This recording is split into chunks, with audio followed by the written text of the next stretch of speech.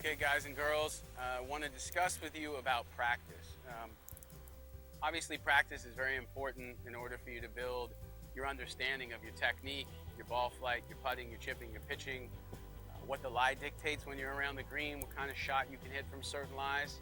But the idea that practice makes perfect is one of the silliest things that we've held on to for 2 centuries.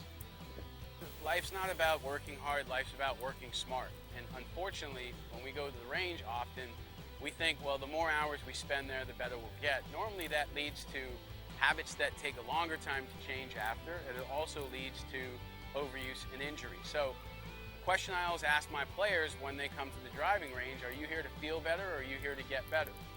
And the analogy that I want to use, if you look at becoming a US Navy SEAL, I'm sure there's nothing about SEAL training that feels good whatsoever.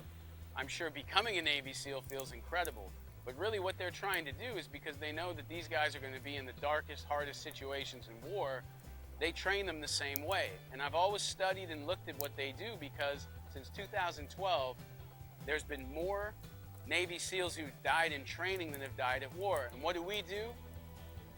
Even though it's nothing like war, but when we go to do battle ourselves on the golf course, our idea of training is hitting a 7-iron for 100 shots in a row at the same flag, and we're never going to have the same shot twice on the golf course.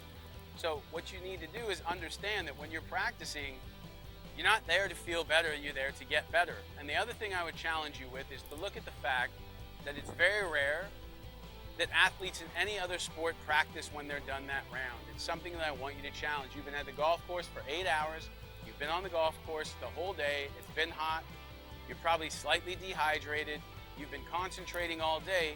At that point, you need to understand that part of performance is rest and recovery.